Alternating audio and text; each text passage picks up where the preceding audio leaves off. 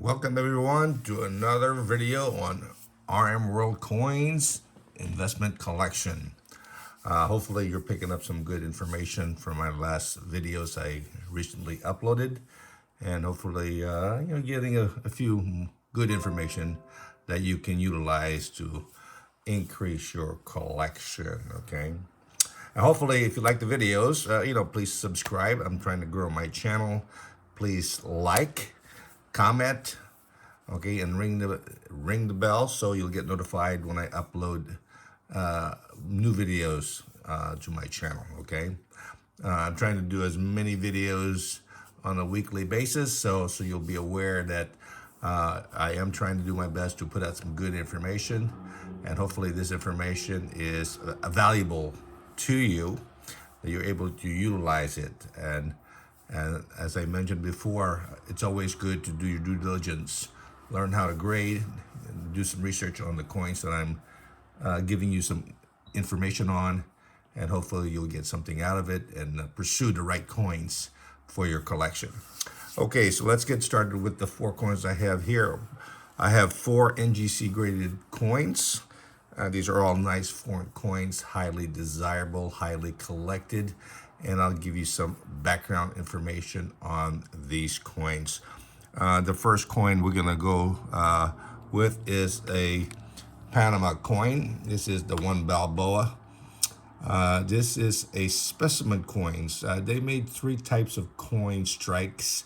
The matte version, which is a very dull version, normally used for circulation purpose. The specimen normally struck for, collectible specimen sets, normally issued out by the Franklin Mint. Normally a lot of these coins were issued out by the Franklin Mint. Some are low mintage, some are high mintage, so be careful what you are getting. And the other strike is a proof with nice frosted device. A little history about the Franklin Mint. If you are a low mintage coin collector, the Franklin Mint issued many coins, low mintage coins, to other countries. Including Panama, Guyana, Solomon Islands, Jamaica, Barbados, Papua New Guinea, Trinidad and Tobago.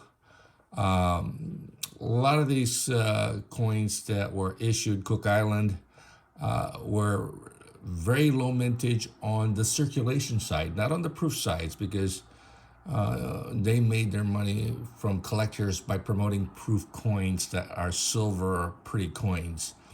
But they didn't tell you that they only minted only a few coins, sometimes even less than 10 or 50 coins on certain denomination for countries, making them extremely rare. And even their specimen sets were also very low. They would make maybe 15,000 proof sets, and you would pay a really high premium on the sets. And then, of course, nobody would buy the specimen sets, which is not as pretty. And the mintage on those would be like between a couple hundred sets to maybe a couple thousand sets. And then, of course, the really rare, hard to find, the regular circulation coins, which they provide just the minimum required for each country to make it a legal tender. Okay. And so they would strike just the minimum needed for each denomination just to legalize the coins.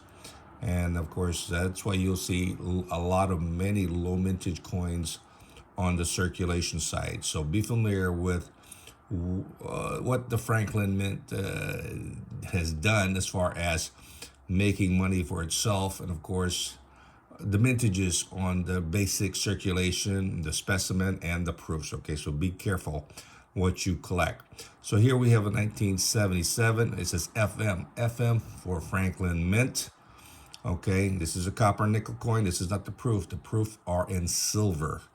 This is the copper nickel, and of course you'll note that the specimen has all the same finish also on the device, so it has a proof-like finish throughout, whereas the proof is silver, and normally the device is frosted silver. Okay, so be familiar with that. And of course the BU is going to be matte. But normally the matte version ended in 1976. So from 77 on, they only made it two finishes. The proof like and the proof, well, prior to that, they made three finishes, okay? So this one here, 1977, is a specimen coin. It has a very small mintage of only 625 sets. Correction, 625 coins struck in this striking, okay? So specimen proof like. So only 625 coins. And of course, these coins were either issued in sets, specimen sets, or individually. And many of these sets sometimes weren't fully issued out to collectors. Okay, so there's only a very few number of these coins available. Okay, so this one here, highly desirable, highly collected. So if you're collecting a nice series of Balboas, this is one of the coins that you would want to try to pick up for your collection. And there's only 625 coins minted, so highly desirable. On the reverse, basic coat of arms, noted that this does not have, it has the Franklin Mint symbol just to the right below the shield. So this is here, it's a very nice specimen coin. Normally it's because of the finish, there's a lot of bag marks, it makes it look very ugly. So be careful not to get one that is too baggy, okay, on this coin. Get one that is as clean as this or even better. But this is what you should try to acquire on this particular coin. Highly desirable coin, especially if they're certified, or even if they're not certified. This is not counterfeited as much because it is a modern coin. But trying to find these coins on the market gets very difficult. The one that is even more rarer is the five Balboa, because they only made 125 coins in the specimen strike. Okay, so be familiar with that. So the five Balboa is rarer than the one Balboa.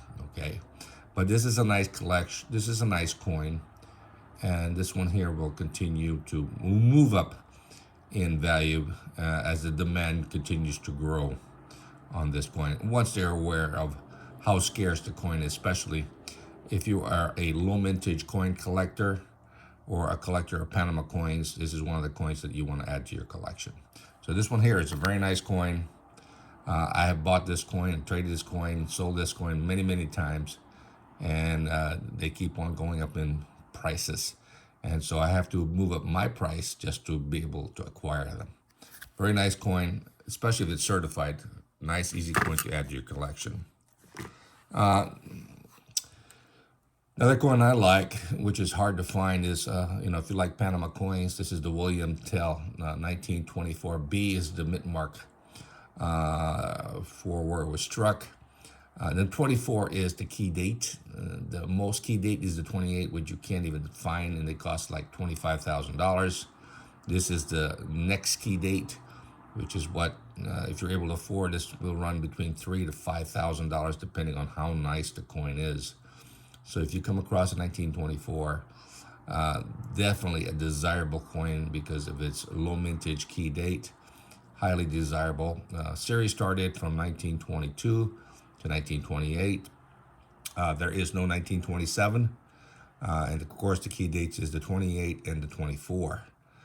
If you're able to collect the whole series, that's great. But when you get to 1928, you will be fighting with other collectors trying to acquire that coin, and you would have to be spending around $25,000 for the 1928.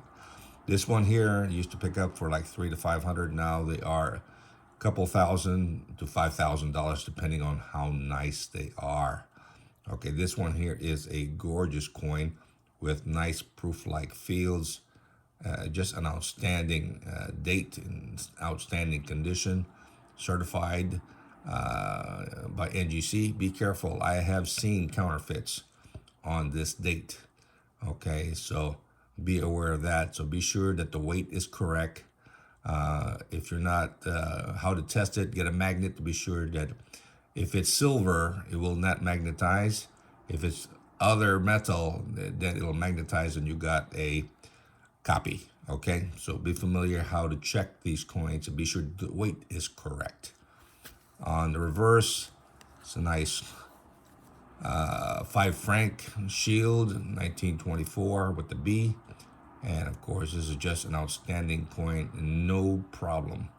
If I have a chance to acquire these, this is probably one of the hardest date to find. I've got the 22, 23, 25, and 26 available on my website. So take a look at my website, either rmworldcoins.com or worldcoinbiz.com. Check it out. And then they are certified in raw. Take a look at them. Be familiar with what they look at. 1922 and 1923 is struck differently. It is a weaker strike. When you get to 24, 25, and 26, the strike is bolder and sharper, like this, with nice full square rims. Okay, so 2 different strikes. Check it out. Be familiar with it. This one here currently is probably listed around between $2,000 to $5,000, depending on how nice it is. Rarely comes on the market. Gorgeous coin, highly desirable if you are a collector of coins from Switzerland. And this coin will continue to move up in price. It's hard coin to get. And of course, if you're looking at Kraus doesn't update their catalog value too often. Sometimes not at all, okay, because they don't have the staff to update the current market value. To get the latest value, try to go to Heritage Auctions, and there you should be able to find out what the current value is as these value continues to move up. So great coin to add to your collection. Another coin I like, of course, if you are an error collector, this is a coin from Ascension Island. This is a mule, a 1978 Ascension Island crown. And the mule doesn't mean it's a horse or a donkey, okay? A mule in numismatic, which is in other words for coin collecting, is a coin that was struck with 2 different dies. The reverse and obverse were mismatched, okay? So this one here has what you call a mismatched die, okay? And of course, this one will have the Isle of Man obverse. And of course, you can see that the reverse is Ascension Island. You can see the Ascension Island indicated there below the turtle, okay? So the reverse is the Ascension Island. And of course, the obverse says Isle of Man. If you have the normal coin, it will not say Isle of Man, okay? You will not have that at all, okay? It will just say Ascension Island, basically, okay? And Elizabeth, okay? Or you'll have Elizabeth on the left side. But this one says Isle of Man, okay? So if you're looking at Ascension Island coins 1978 on eBay, you'll see what I'm indicating. And if you find one that says Isle of Man, and it is reasonable, maybe in the $60 to $100, definitely jump on it, because this particular coin is between $800 and $1,500. This is for the mule. The reason why it's expensive because they only struck, it's an estimate amount, around 300 coins with this error, okay? So there's only 300 coins struck for this error coin. Highly desirable with 2 different, dies, 2 different countries, okay? So that is extremely rare that this coin came about with this error. Note this was struck at, I think, the Royal Mint, and since they're striking coins for other countries, somehow they got this mismatched with the Ascension Island and Isle of Man. So again, highly desirable. Always people are looking for this particular key date, rare date. Major error, And of course, if you come across it, so you're familiar with the coin. Sometimes it's not listed properly. Maybe it's mislabeled. Okay, if you're able to pick it up cheap, definitely something that maybe you want to think about picking it up if you do come across it. One that I like very much is this one here. This is from Spain. I like old coins, and of course, this is a five pesetas from Spain, 1870. This is a nice seated lady. Very nice design, highly desirable. This is a nice original coin. A nice fully mint state coin is going to run you probably $10,000 for this coin. This coin in its present condition, probably $2,000 to $3,000. Okay, very hard since you're looking at a full head, nice breast, nice lines on the dressing. This is what you want to see on the coin. Now, the one that's extremely rare is the 1869, which only a very few were struck, and that's worth about $25,000 to $30,000. The mintage is probably less than 100 coins. Okay, so the next best thing is the 1870. Okay, so highly desirable. This is a 1 year type coin. Okay, extremely popular with world collectors. Okay, so this is one of the key dates. This is one of the initial coins that is started from the five pesetas series. Okay, so if you want to collect the whole series, this is probably one of the start, or the first coin that you would have to look for. And of course, trying to get a nice one is hard to find, because a lot of them that is circulated, in my opinion, are ugly, especially since a lot of them have worn down face and worn down design, and that you don't want to add. If you're just a collector, you want a type coin, get a decent XF or AU. Okay, if you get one that's an AU58, in this case here, in my opinion, this is a nice uncirculated condition, but it is conservatively graded by NGC. So this is a gorgeous coin.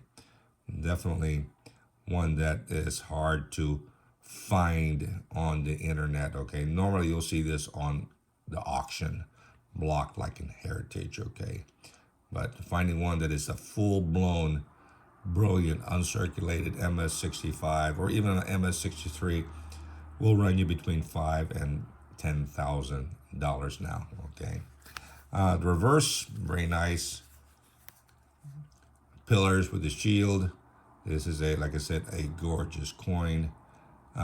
So very popular coin. Nice luster, nice detail, nice original. So if you're looking for a nice coin, a gorgeous close-up of this coin. Okay, that's what you want to see. I enjoy looking at this coin all the time. I mean, it's one of the first coins that I collected. I've had it now for probably over 20 years, and it's hard for me to sell it because it's hard for me to replace it. Okay, it's hard to replace because it takes a long time to find these coins. So if you come across these coins, and if you like to own these coins because of the beauty and the age and their originality, and then once you sell it, trying to replace it, trying to find another one would be extremely difficult. So if you're like me, I like nice historical coins. They're pretty, they're rare, they're very hard to find. They are highly in demand. I mean, this coin is highly in demand. Okay, a gorgeous coin. Again, hard to replace. Sometimes I price my coins a little bit higher because I don't want to sell it, unless you really want it that badly. Okay, but to sell it, hard to replace.